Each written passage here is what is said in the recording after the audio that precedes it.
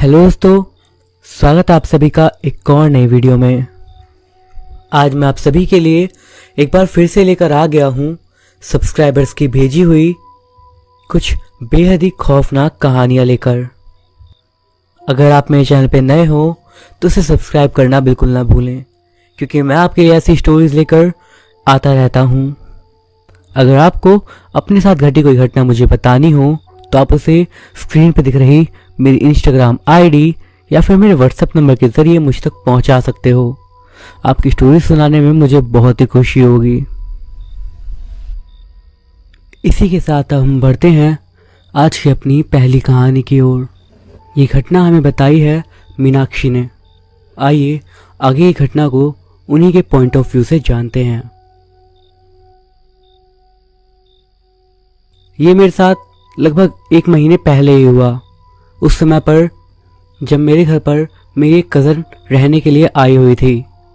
अब क्योंकि वो जहाँ पर रहती है उसके पास वहाँ पेट्स हैं, तो उसकी आदत है कि वो रात के समय पर डिनर के बाद उनको घुमाने के लिए काफ़ी लंबी वॉक पर जाती है। और उसकी आदत तब भी वैसे ही रहती है जब वो हमारे पास मिलने के लिए आती है। हमारे कॉलोनी में ही लगभग हमारे घर से 5 मिनट की दूरी पर एक पार्क है जहाँ पर वो अक्सर घूमने के लिए जाया करती है। अब क्योंकि वो वहाँ पर हर रोज़ जाती थी तो उस रात को मैंने भी सोचा कि क्यों ना खाना खाने के बाद मैं भी उसके साथ चलूँ। मैंने भी उससे बोल दिया कि ठीक है, जब तुम जाओगी तो मुझे बता देना, मैं साथ चलूँगी। रात के 11:30 लगभग बज गए थे और मुझे पता था कि वो जल्दी तो घूमकर आएगी नहीं, क्योंकि उसे काफ़ी देर तक घूमना बहुत पसंद है। उसके बाद जैसे ही हम वहाँ पर चलकर पार्क के पास पहुँचे और पार्क के अंदर गए, हम वहाँ पर मुश्किल से थोड़ी देर रुके होंगे। शायद हमने पार्क के चारों तरफ का 1 या 2 चक्कर लगा लिया होगा। और घड़ी में जब मैं समय देखा तो रात के 11:50 हो रहे थे कि तभी वो एकदम से एग्जिट की तरफ गई, जो कि उसकी तरफ से लेफ्ट साइड पे था। और मैं बस उसके पीछे पीछे चली गई और उसके पीछे पीछे आते हुए हम दोनों रात में घड़ी के 12 बजाने से पहले ही अपने घर पहुंच गए। मैंने उससे तब तो कुछ भी नहीं बोला और घर आकर मैं भी चुपचाप अपने बेड पर लेट गई और उसके बाद अपने फ़ोन में यूट्यूब पर कुछ रैंडम वीडियोस देखने लगी। उसके बाद जब मुझे थोड़ी देर में नींद आने लगी तो मैं लाइट्स को ऑफ करने वाली थी और उसी समय पर मेरी उस कज़न ने एकदम से ही मुझसे कहा, मैंने पार्क में कुछ देखा। अब जब उसने एकदम से ऐसा बोला तो मैं भी एकदम कंफ्यूज हो गई और मैंने उससे धीरे से पूछा, इस बात का मतलब क्या है? तब उसने मुझे बताना शुरू करा कि जब हम पार्क में घूम रहे थे, पार्क की जो साइड्स होती हैं उनके ज़रिए पार्क का राउंड ले रहे थे, उस समय पर चलते हुए जो पार्क की फेंसिंग होती है उसके जस्ट पीछे एक काला सा साया खड़ा हुआ देखा। जैसे ही उसने ये बात बोली मैंने कहा, काफ़ी सारी रात हो गई थी और कई सारी स्ट्रीट लाइट्स भी थी वहाँ पर, तो हो सकता है तुमने किसी चीज़ की शैडो देख ली हो या फिर कोई आदमी वहाँ पर खड़ा हो जिसकी परछाई तुम्हें दिखी हो। तब उसने एकदम से बोला, दीदी मुझे पता है मैंने क्या देखा था। जब हम पार्क के दूसरी वाली साइड पर पहुंचे जहाँ पर पार्क का एग्जिट है, उस जगह पर मैंने उसी काली सी परछाई को देखा। मैंने एकदम अच्छे से देखा, वहाँ पर आसपास ऐसी कोई चीज़ नहीं थी जिससे वो वाली परछाई आ सके, बल्कि वहाँ पर स्ट्रीट लाइट भी इस एंगल में लगी हुई थी कि उस एरिया पर अच्छी खासी लाइट पड़ रही थी।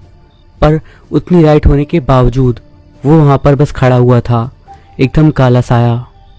और मुझे और ज़्यादा डर तो उस वक्त लगा जब आप घूमते हुए उस साइड जा चुकी थी और मैं यहाँ पर इस तरफ ही खड़ी रह गई थी। एक पल के लिए मैंने सोचा कि शायद ये सब बस मेरी कल्पना है और मैंने अपना ध्यान उस तरफ से हटाने की कोशिश करी। और उसके बाद मैंने दोबारा उस तरफ देखा, ये सोचते हुए कि अब मैं अच्छे से एक बार चेक कर लूँगी कि आखिर वो चीज़ है क्या। और तब मैंने उसे और ज़्यादा ध्यान से देखा तो मैं और अच्छे से देख पाई कि वो ठीक आपके पीछे खड़ा था।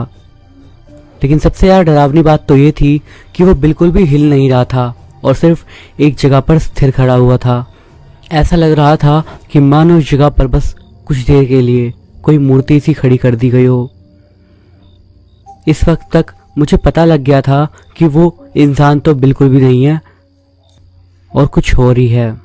वो इतना ज़्यादा स्थिर खड़ा हुआ था कि ऐसा किसी इंसान के लिए कर पाना असंभव है। मैं अपनी जगह से हिल भी नहीं पा रही थी और वहीं पर बस खड़ी हो गई थी। उस वक्त पर जब आप मुझसे काफ़ी आगे निकल गई तो आपने मुझे आवाज़ दी कि क्या बात है। मैं बस भागकर आपके पास आ गई और मैंने उस वक्त आपसे कुछ भी इसलिए नहीं कहा क्योंकि उस वक्त मैं इस बात पर खुद भी यकीन नहीं करना चाहती थी, बल्कि मुझे पता था कि वो सच है, पर मैं फिर भी उस वक्त ये बात मानना नहीं चाहती थी कि वहाँ पर कुछ है। मैं जानती हूँ मैंने क्या देखा है। मैं तो इन सब चीज़ों पर यकीन भी नहीं करती थी, पर मैंने आज ये खुद अपनी आंखों से देखा। अगर आप ऐसा बोलती तो उस बात का सेंस भी बनता, पर मेरे साथ ऐसा कैसे हो सकता है? मैं तो ऐसी चीज़ों के बारे में बात भी नहीं करती। जब मेरी बहन ने मुझे ये सब बताया तो मुझे भी उसकी बात पर यकीन हुआ और मैंने भी उससे कहा कि अगर तुम इतना कह रही हो तो मुझे लगता है कि ये बात सच है, पर अभी के लिए हम दोनों सो जाते हैं। उस रात हम दोनों ही सो गए और इसके बाद से मैंने कभी भी उससे उस इंसिडेंट के बारे में दोबारा नहीं पूछा। पर इसके बाद अगले दिन भी वो घूमने के लिए तो गई थी, पर मैं भी उसके साथ ही गई और हम दोनों उस दिन भी ज़्यादा दूर तक नहीं गए। बट जब हम पार्क के पास गए तो मैंने उससे पूछा कि तुम मुझे वो जगह दिखाओ जहाँ पर तुमने उस साए को खड़े हुए देखा था। पर जब उसने मुझे उस जगह को दिखाया तब मेरे होश सच में उड़ गए, क्योंकि जो जगह उसने मुझे बताई कि वहाँ पर उसने वो चीज़ देखी थी, ठीक उसी जगह पर मेरे साथ कई साल पहले एक इंसिडेंट हुआ था, जिसके बाद मैं काफ़ी ज़्यादा डर गई थी। इसके बाद भी अगले कुछ हफ्तों तक मेरी बहन वहीं मेरे घर पर ही रही और उस बीच वो अब घूमने तो जाती, पर वो अब दूर नहीं जाती, बल्कि हमारे घर के सामने वाली जो गली होती उसी में ही थोड़ी देर टहल कर वापस घर में आ जाती थी। और जिस दिन उसे वापस जाना था उससे पिछली रात तो घूमने के लिए गई भी नहीं। ये बात मुझे काफ़ी ज़्यादा अजीब सी लगी। मैंने उससे पूछा कि क्या बात है, तुम घूमने नहीं गई? तो उसने थोड़ा कांपते हुए सा बोला कि अब मुझे यहाँ पर घूमने में डर लगता है। अब जो चीज़ मेरे साथ खुद हुई थी उस बात को मैं जब खुद सोचती हूँ तो मुझे लगता है कि शायद कहीं मैं ही तो पागल नहीं हूँ। पर जब ये सब चीज़ें मेरी बहन के साथ भी हुई तब मुझे अपने साथ हुए इंसिडेंट्स का भी एक कारण नज़र आया। बात दरअसल उस वक्त की है जब मैं अपनी फैमिली के साथ उस घर में शिफ्ट ही हुई थी, यानी कि इस समय से लगभग 9 या 10 साल पहले की बात। दरअसल उस समय पर मुझे भी घूमने का काफ़ी ज़्यादा शौक था और मैं भी शाम के वक्त घूमने के लिए उसी पार्क में जाती थी जो कि हमारी कॉलोनी में स्थित था। दरअसल उस समय पर उस एरिया में 1-2 किडनैपिंग के केस भी हो चुके थे। पर एक शाम जब मैं पार्क से खेलने के बाद अपने घर वापस जा रही थी उस समय पर मुझे एकदम से अपने पीछे किसी के कदमों की आवाज़ सुनाई दी। दरअसल उस वक्त तक मैं पार्क से बाहर भी नहीं निकली थी और एग्जैक्टली उसी जगह पर थी जहाँ पर अभी मेरी बहन को वो चीज़ दिखी थी और उसी वक्त मुझे किसी के कदमों की आवाज़ सुनाई दी। बट ये बात मुझे ही पता थी कि ये चीज़ होना प्रैक्टिकली इम्पॉसिबल था, क्योंकि पार्क के अंदर आने का बस एक ही रास्ता था, एक ही गेट था जो कि मैं अपनी आंखों से देख पा रही थी और उस टाइम पर मेरे अलावा पार्क में कोई भी नहीं था। ये बात भी मुझे पता थी। अगर कोई और मेरे बाद आया होता तो मुझे ज़रूर दिखाई देता। और सबसे बड़ी बात, पार्क के आसपास स्ट्रीट लाइट्स भी अच्छी खासी थी जिससे आसपास की चीज़ें दिख रही थी। भले ही उस जगह पर उस टाइम पर थोड़ा अंधेरा था जहाँ पर वो इंसिडेंट हुआ था। जैसे ही मैं उस जगह से आगे की तरफ घर जाने के लिए बढ़ती रही मुझे बेहद ज़्यादा डर लगने लगा। मुझे ये लगने लगा कि कोई मुझे देख रहा है। पर असली डर का एहसास तो मुझे थोड़ा और आगे हुआ उस वक्त पर जब मैं पार्क के गेट के पास आई। तब एकदम से ही मानो पूरा आसपास का माहौल एकदम ठंडा हो गया था। मैं आपको बताना चाहूँगी कि मैं नॉर्थ इंडिया से हूँ और यहाँ पर टेम्परेचर गर्मियों के सीज़न में 45-50 डिग्री सेल्सियस चला जाता है और तब भी गर्मियों का ही सीज़न था और उस वक्त भी टेम्परेचर लगभग 41-42 डिग्री था। और उस टेम्परेचर में एकदम से ही इतनी गिरावट, वो भी बस उस छोटे से एरिया में। मैं काफ़ी ज़्यादा हैरान थी और मुझे काफ़ी ज़्यादा डर लगने लगा था इस चीज़ से। जैसे ही इसके बाद मैं पार्क के गेट से बाहर निकली मैं फ़ौरन भागना शुरू कर दी। पर सबसे अजीब चीज़ तो मुझे ये लग रही थी कि मेरा घर जो कि पार्क से बस 5 मिनट की दूरी पर था, वहाँ पर मैं भागकर भी ऐसा महसूस कर रही थी कि काफ़ी देर में पहुँच पा रही हूँ। और पूरे टाइम पर मुझे ऐसी फीलिंग आ रही थी कि कोई मेरे जस्ट पीछे है। मैंने एक बार पलट कर भी देखा बट मुझे दिखा कुछ भी नहीं। पर एक बार जब मैं घर पहुंची और जैसे ही मैंने घर के अंदर एक कदम रखा, ये सारी फीलिंग्स गायब हो गई। एकदम से ही वो आवाज़ें बंद हो गई और हर चीज़ बंद हो गई। आखिर ये कैसे हो सकता था? अगर ये सब कुछ नॉर्मल था या फिर कुछ अजीब नहीं था, तो मेरे घर के पास आते ही ये सब शांत कैसे हो गया? और इस चीज़ का जवाब शायद मुझे उस वक्त मिला जब मेरी बहन के साथ ये सब हुआ, क्योंकि अब मुझे सच में लगता है कि उस जगह पर कुछ तो गड़बड़ है। अब मैं वैसे उस पार्क की तरफ ज़्यादा नहीं जाती हूँ, बस कुछ काम से अगर वहाँ से निकलना पड़े तभी निकलती हूँ। बट वहाँ से निकलते हुए भी मेरे मन में अजीब से थॉट्स आते हैं और एक अजीब सी नेगेटिविटी वो जगह मुझे देती है। सुप्रिया को लग रहा था कि वो सांस नहीं ले पा रही है। घबराहट से उसका शरीर पसीना पसीना हो रहा था। वो चाहती थी कि वो वहाँ से भाग जाए, लेकिन उसे पैरों में लग रहा था कि उसके पैर पत्थर से किसी चीज़ से बंधे हुए हैं। उसने ज़ोर से चीखना चाहा और तब उसकी नींद खुल गई। कई महीनों के बाद आज फिर से उसे ये भयानक सपना आया था। पता नहीं क्यों बार बार ये भयानक सपना उसे दिखाई देता और तब उसे लगता कि वो वास्तविक ज़िंदगी में उस सपने को जी रही है। अभी तक उसे सपना वास्तविक प्रतीत हो रहा था। उसे लगा कि वो कहीं घूमने गई है और अपने घर का रास्ता भूल गई है। बहुत मुश्किल से अपने घर के पास वो पहुंचती है तो उसे लगता है कि जहां वो खड़ी है वहां नीचे कब्रिस्तान है और उसके पैरों के पास लाशें ही लाशें पड़ी हैं। कुछ चेहरे तो उसे बिल्कुल अपने से लगते हैं, मानो उसी ने उन्हें उनके नीचे दफनाया हो। बहुत देर तक सुप्रिया बिस्तर पर पड़ी रही। डर और घबराहट जब कम हुई तो उठकर वो बैठ गई। बगल में उसके पति सुहास खर्राटे लेते हुए आराम से सो रहे थे। सुप्रिया धीरे से उठी और थोड़ा पानी पीकर फिर शांत होकर सोचने लगी कि बार बार यही सपना उसे क्यों आता है। क्या पिछले जन्म में उसने किसी दंगे में लोगों को मारकर दफनाया था, या किसी भूकंप के हादसे में कितने ही लोग उसके सामने मर गए और वो खड़ी देखती रह गई। वापस आकर यही सब सोचते हुए वो लेट गई। बार बार उसे अपने बचपन की याद आने लगी जब उसके पिता ने नया नया घर बनवाया था। खूब बड़ा, खुला, हवादार और बड़ी सी छत। घर के पास में एक विवादित भूमि थी जहाँ पर कुछ यादव और मुस्लिम अपना अपना आधिपत्य जमा रहे थे। इसी दौरान एक दिन मुस्लिम परिवार की एक महिला का शव वहां दफनाने के लिए आ गया। सारे यादव लाठी लेकर खड़े हो गए। ये रिहायशी जगह है, यहाँ लाश दफन नहीं हो सकती, कहीं और ले जाओ। कब्र आदि खुदी हुई थी और पुलिस आ गई। दोनों पक्षों में तनातनी बढ़ती जा रही थी। दूसरे पक्ष ने पुलिस से फरियाद करी कि मुर्दा कब्रिस्तान से वापस नहीं जा सकता। पहले पक्ष की दलील थी कि ये कब्रिस्तान है ही नहीं। वाद विवाद में घंटे बीत गए और पुलिस भी कुछ कर नहीं पा रही थी। सांप्रदायिक दंगे भड़क सकते थे। आसपास के घरों के बच्चे प्रारंभ में तो कोथुलवश अपनी छतों और खिड़कियों से झांकते रहे। दोपहर होते होते उनका डर भी खत्म हो गया। कोथुल प्रबल था। धीरे धीरे वे जनाजे के पास इकट्ठे होकर भीतर झांकने की कोशिश करने लगे।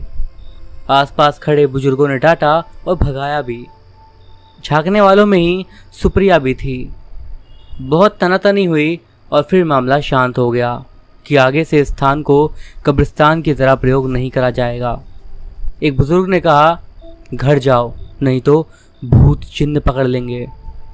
खुदी हुई कब्र बिल्कुल सुप्रिया के घर के बगल में थी। सुप्रिया घर भाग गई। अंदर उसकी माँ ने भी उसके कान जोर से ऐंठे। मायूस सुप्रिया छत पर जाकर रेलिंग में बने झरोके से देखने लगी। शाम होने जा रही थी और आखिरकार डीएम के आदेश पर पुलिस के संरक्षण में वहां पर लाश दफना दी गई। बहुत तनातनी हुई और फिर मामला शांत हो गया कि आगे से यहाँ पर दोबारा कोई लाश नहीं लाई जाएगी। समय बीत रहा था।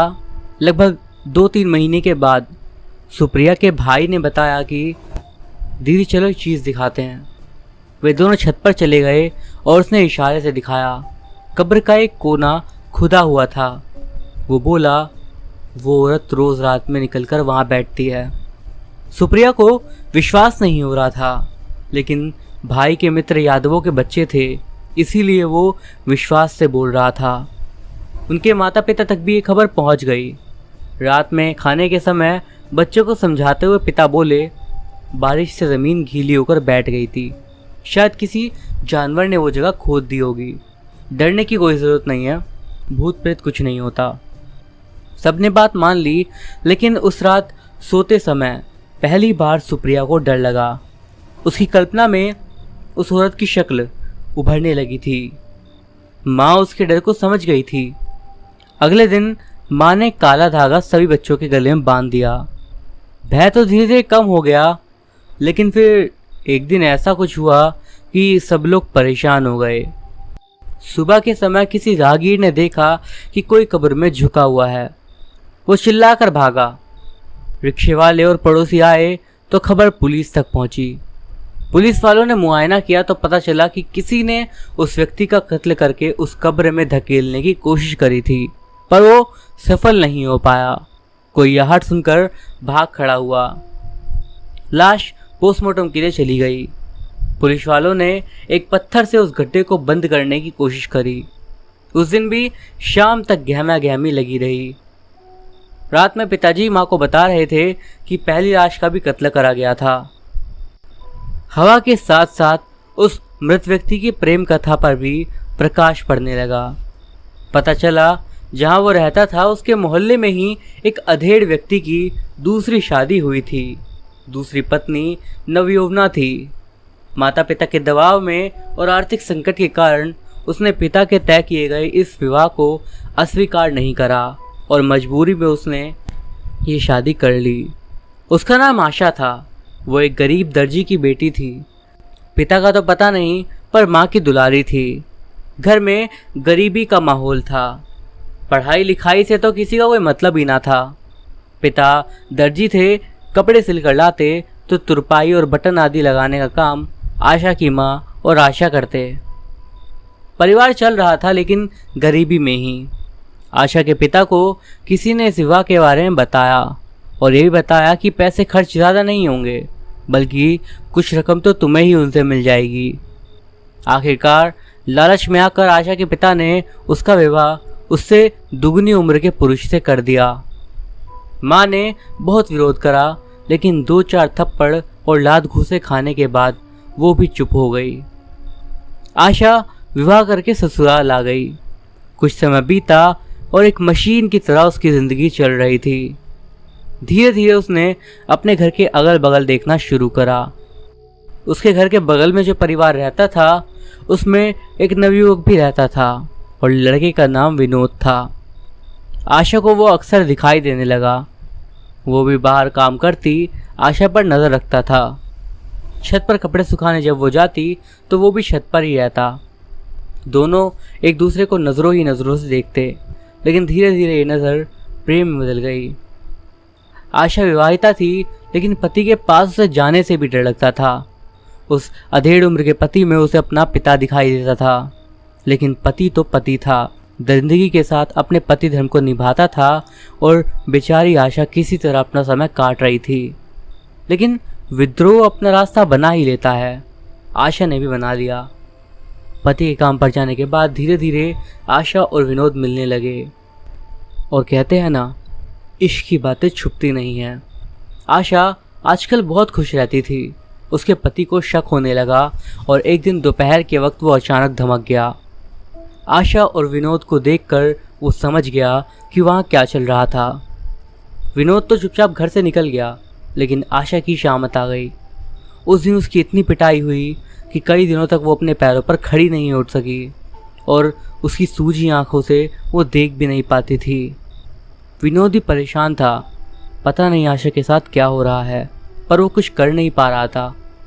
एक दिन अवसर पाकर वो आशा से मिला और कहा कि अब वह उसके बिना नहीं रह सकता, इसीलिए दोनों कहीं और भाग चलते हैं, दूसरे शहर में नई जिंदगी बिताने। आशा के पति ने अपनी पत्नी और विनोद पर कड़ी नज़र बनाए रखी थी। जिस दिन दोनों भागे अपना नया आशियाना बनाने के लिए, रास्ते में ही उसके पति और उसके 2 साथियों ने विनोद को इतना मारा कि उसकी मृत्यु हो गई। आशा को लेकर उसका पति घर वापस आ गया। अब लाश को ठिकाना कैसे लगाया जाता, इस चक्कर में उन लोगों ने उसे उस कब्र में घुसा देने की कोशिश करी। जब सफल नहीं हो पाए तो किसी की आहट सुनकर वहाँ से भाग खड़े हुए।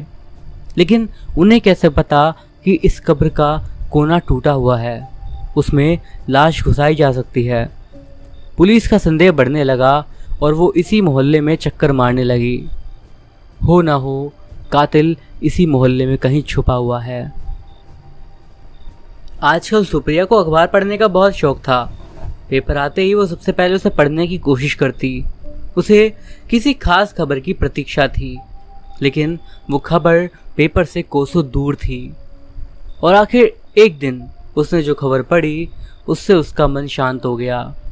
जो बेचैनी महीनों से उसे परेशान कर रही थी वो बिल्कुल मौन हो गई। अखबार में अपने शहर की खबर में उसने एक छोटी सी न्यूज़ को देखा।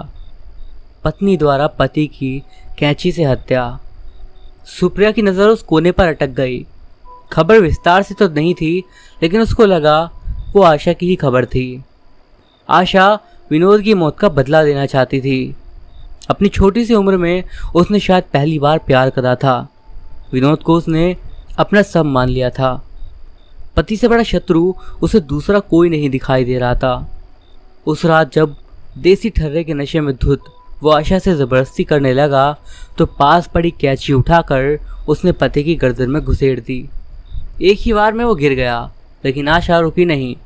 ताबड़तोड़ उसने कई बार करे, जब तक वो खून से लथपथ नहीं हो गई। जो कैंची मायके में उसकी रोजी रोटी का साधन थी, ससुराल में जिससे वो अपने नए नए ब्लाउज बनाती थी, आज वही कैंची जिससे वो कुर्ते की बाहें और गला काटती थी, उसी से उसने अपने पति का गला काट डाला था। आशा भागी नहीं और छिपी भी नहीं। अगले दिन जब पुलिस आई तो उसने चुपचाप अपना अपराध स्वीकार कर लिया। जब से सुप्रिया ने विनोद की हत्या की सच्चाई जानी थी, तब से उसका युवा होता मन शायद इसी परिणाम की आशा कर रहा था। सुप्रिया सोचती इसमें आशा की क्या गलती थी। गलती तो इस बेमेल विवाह की थी जिसमें 3 जिंदगियां बर्बाद हो गई। रात होते होते सुप्रिया को तेज बुखार आ गया। माँ ने पानी की पट्टी रखी और बुखार उतरने की दवा भी दी, लेकिन बुखार ने 7 दिनों तक सुप्रिया का साथ नहीं छोड़ा। बुखार उतरने के बाद सुप्रिया में एक परिवर्तन दिखाई देने लगा। जैसे ही वो अकेले होती उसे डर लगने लगता।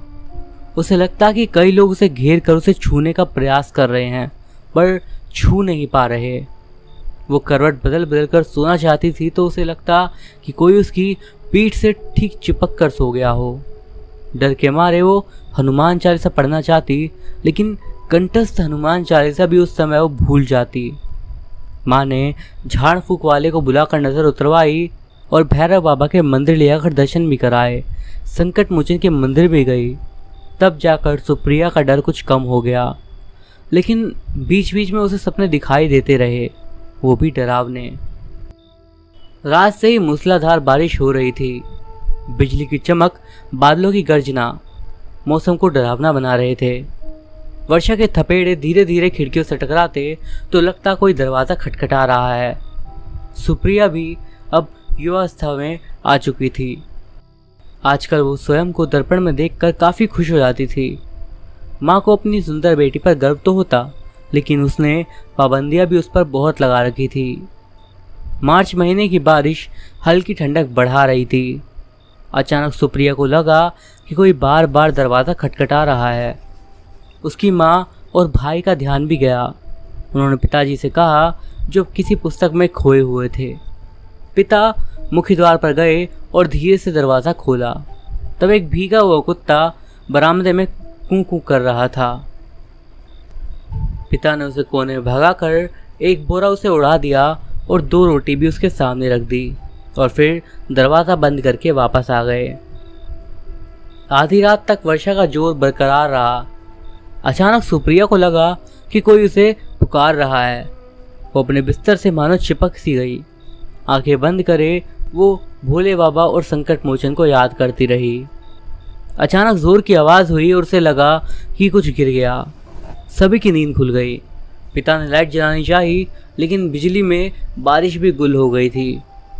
पिता टॉर्च लेकर खिड़की से देख रहे थे तो पता चला कि घर की 4 दीवारी का एक हिस्सा टूटकर गिर गया था।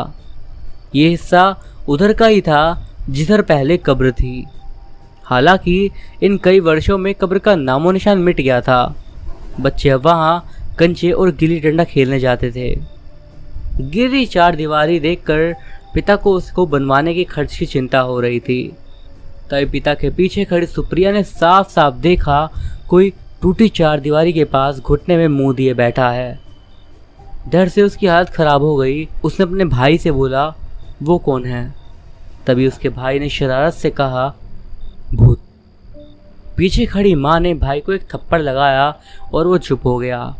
लेकिन सुप्रिया ने भी तो खुली आंखों से उसको देखा था और उसे पूरा विश्वास हो गया था कि वो उस कब्रिस्तान की भूतनी ही है। अगले दिन वर्षा बंद हो गई थी, लेकिन डर सुप्रिया के अंदर बैठ चुका था। अब वो भूतनी प्राय उसे दिखाई देने लगी थी। एक दिन डरते डरते उसने अपनी माँ को अपनी परेशानी बताई। माँ ने पिता को बताया और अगले दिन वो उसे लेकर डॉक्टर के पास पहुँच गए। डॉक्टर समझदार था और पिता के जानने वालों में से ही था।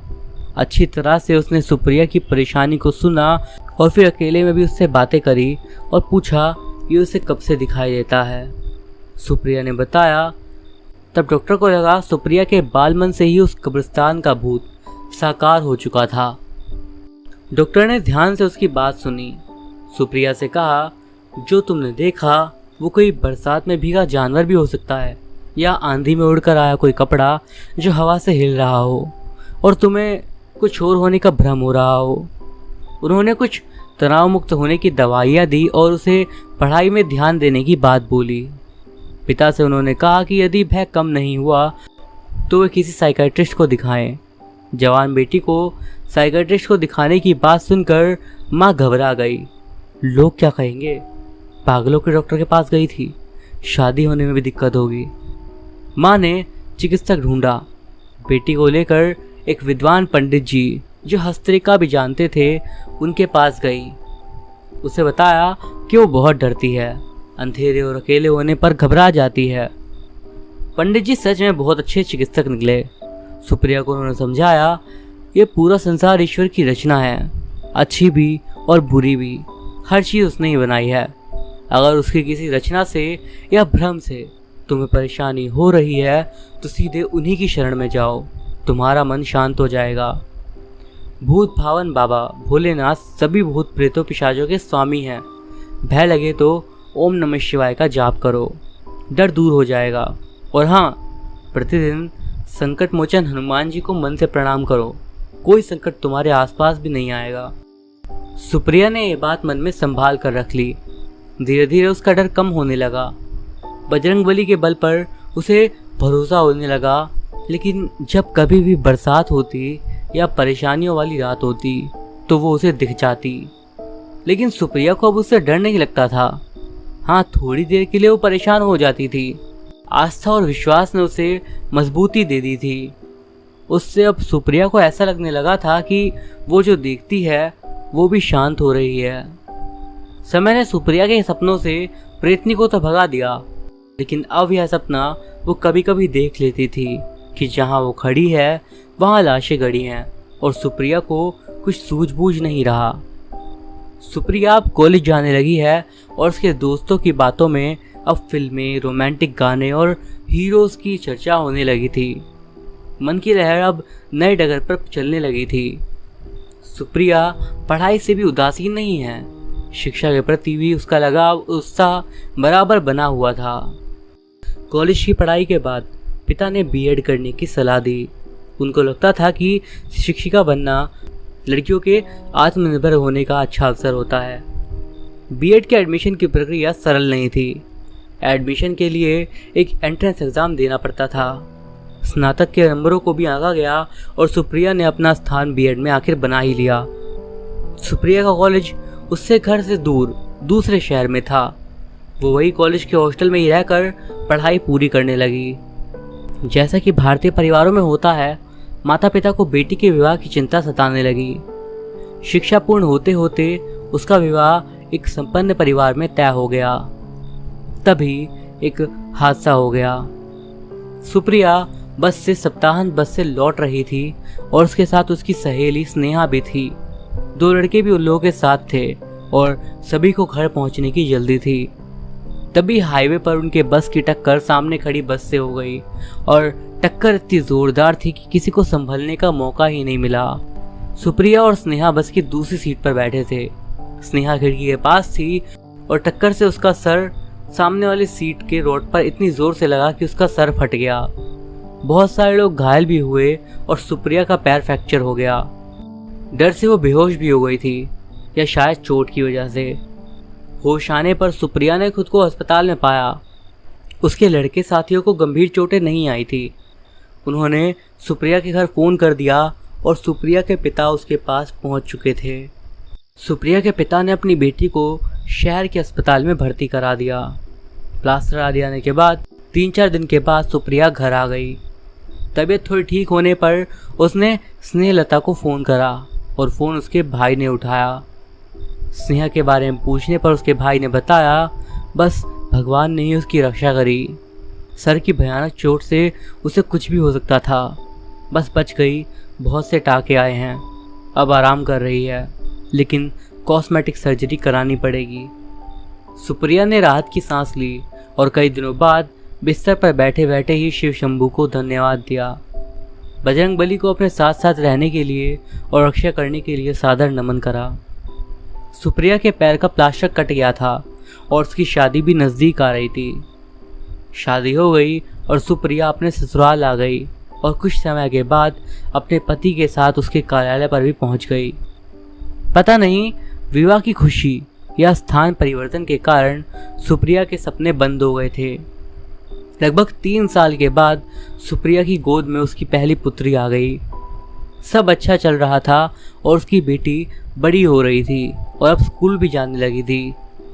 तभी उसके ससुराल से खबर आई, उसकी ननद के बेटे का मुंडन था और सास चाहती थी कि सुप्रिया और सुहास उस पारिवारिक उत्सव में अवश्य भाग लें। सुप्रिया भी बहुत समय से कहीं नहीं गई थी, अतः वो भी खुश थी। उन दोनों ने जाने की तैयारी भी कर ली और ट्रेन का रिजर्वेशन भी करवा लिया। तभी सुहास को उसके ऑफिस के ज़रूरी काम से कोलकाता जाने का आदेश दिया गया। कार्य इतना ज़रूरी था कि वो मना भी नहीं कर सकता था। सुप्रिया उदास हो गई। सुहास ने कहा, चिंता मत करो, रिजर्वेशन तो है ही, तुम प्रीति को लेकर चली जाओ, वहाँ से किसी को लेकर घर चली आना। वहाँ से सुहास का तात्पर्य सुप्रिया के मायके से था। उसका मायका बीच में पड़ता था। अक्सर जब वो ससुराल जाती तो मायके में 1-2 दिन रुकती और लौटते समय भी यही होता। उसकी माँ हमेशा कहती, लगता है स्टेशन के वेटिंग रूम में आती है। फिर भी इस छोटी सी मुलाकात से सुप्रिया को बहुत खुशी मिलती थी। मायके के मोह ने उसमें हिम्मत जगा दी और निर्धारित डेट पर सुहास उसे स्टेशन छोड़ आया। रात भर की यात्रा थी और सुबह वो अपने शहर पहुंच जाएगी। ट्रेन समय से पहुंच गई और उसका भाई उसे प्लेटफॉर्म पर दिख गया। प्रीति ने जोर से आवाज़ लगाई, मामा, और मामा ने खुश होकर भांजी को गोद में उठा लिया। घर आकर उसने भाई से कहा कि उसे आज ही ससुराल के लिए निकलना होगा और तुम्हें ही मुझे छोड़ने जाना होगा। भाई पहले ही किसी ज़रूरी काम से निकलने वाला था। उसने अपनी मजबूरी बताई। तब माँ ने कहा, ट्रेन का चक्कर छोड़ दो और दोपहर की बस में सुप्रिया और प्रीति को बिठा दो। 3 घंटे का रास्ता है, शाम होते होते पहुंच जाएंगी। प्रीति और सुप्रिया 2:30 बजे की बस में बैठ गए। बस प्राइवेट थी और बस भरते और चलते चलते 3:30 बज गए। सड़क के रास्ते सुप्रिया 1-2 बार ही कार से गई थी। भगवान का नाम लेकर वो बेटी को बगल में बिठाए बैठी रही। तभी मौसम ने करवट बदली। पहले आंधी चली और फिर बादल, बिजली, बरसात। बस वाले ने फटाफट बस चला दी। उसे लगा कहीं पैसेंजर उतरकर वापस न चले आएं। लगभग 2 घंटे घनघोर और मूसलाधार बारिश में ड्राइवर बस चलाता रहा। कई जगहों पर पेड़ टूटकर रास्ते में गिरे पड़े थे, जिनकी वजह से उन्हें रास्ता बदलना पड़ा। 5-6 घंटे परेशान होने के बाद उसने एक छोटे से कस्बे के छोटे से बस स्टैंड पर बस खड़ी कर दी और घोषणा कर दी, आगे बस का जाना असंभव है। मैं अपनी और अपने यात्रियों की जान जोखिम में नहीं डाल सकता। कंडक्टर बस की खिड़कियां बंद करने लगा। घबराकर सुप्रिया ने पूछा, क्या वापस जाओगे? नहीं, अब कहीं नहीं जाएंगे। बोलकर वो नीचे उतर गया। उतरी हुई सवारियां हल्ला कर रही थी, आधे रास्ते में उतार दिया, लेकिन ड्राइवर और खलासी दोनों लापता हो गए। कुछ लोग जिनके परिचित आसपास रहे होंगे वो उनके यहाँ चले गए और थोड़ी देर में बस 4-5 आदमी और सुप्रिया और उसकी बेटी ही रह गए थे। डर के मारे उसे कुछ भी नहीं सूझ रहा था। बेटी को खुद से चिपकाए वो डर से काबू पाने की कोशिश कर रही थी। ना कोई बस ना टैक्सी। धीरे धीरे एक तो व्यक्ति और कम हो गए और पानी की बौछारें खंडहर से बस स्टैंड के अंदर तक घुसी जा रही थी। आंख बंद कर सुप्रिया ने संकट मोचन प्रभु को याद करा। तभी एक लंबा चौड़ा आदमी छतरी लिए बस स्टैंड में घुसा। अरे कोई बस नहीं है क्या? कहकर उसने सुप्रिया की तरफ देखा। नहीं, बस वाला आगे जाने से मना करके कहीं चला गया, एक व्यक्ति ने बोला। सुप्रिया को परेशान देखकर वो बोला, आप घबराइए मत, मैं देखता हूँ, कुछ उपाय करता हूँ, मुझे भी जाना है, ज़रूरी काम है, कोई ना कोई इंतज़ाम हो ही जाएगा। इधर उधर चक्कर लगाकर वो वापस आ गया। आते ही उसने बोला, मैं यहीं डिग्री कॉलेज में अध्यापक हूँ, आप निश्चिंत रहिए। सुप्रिया ने एक गहरी सांस ली। तभी दूर एक बस की लाइट चमकी। उन्होंने कहा, लग रहा है कोई बस आ रही है। बस वाला रोकने के मूड में बिल्कुल भी नहीं था, लेकिन वे बिल्कुल सड़क के बीचों बीच आकर खड़े हो गए। अन्य यात्रियों ने भी हल्ला मचाकर बस रुकवा दी और बस किसी बारात को लेकर जा रही थी, लेकिन आधे रास्ते से ही रास्ता बंद होने के कारण वे लोग लौट रहे थे। दूल्हा और कुछ जरूरी लोग किसी तरह कार से रवाना हो गए थे, लेकिन बाकी बाराती बस से जा रहे थे। बस पूरी भरी हुई थी, लेकिन वे महाशय अड़ गए। बोले, एक महिला और बच्ची है, इस बारिश में उन्हें छोड़ा नहीं जा सकता, हम लोग खड़े खड़े चले जाएंगे, लेकिन आप सभी हमारी सहायता करिए। इतना कहकर उन्होंने सुप्रिया और प्रीति को बस में चढ़ा दिया और खुद दरवाजे के पास लटक कर खड़े हो गए। बस चली तो एक युवक खड़ा हो गया और उसने सुप्रिया को बैठने की जगह दी। बेटी को गोद में लेकर सुप्रिया सिकुड़ कर बैठ गई। मन ही मन वो बोली, हे प्रभु रक्षा करें। लगभग 2 घंटे के बाद बस तेज आवाज के साथ रुक गई और बाहर बारिश बंद हो गई थी, बल्कि यहाँ उसको तूफानी रूप भी दिखाई नहीं दे रहा था। सज्जन पुरुष बस से उतरकर प्रीति को उतारने लगा। सुप्रिया ने देखा कि वहाँ 2-3 ऑटो रिक्शा खड़े थे। वो जब उनसे बात करती तो उन्होंने एक रिक्शा वाले को रोक लिया।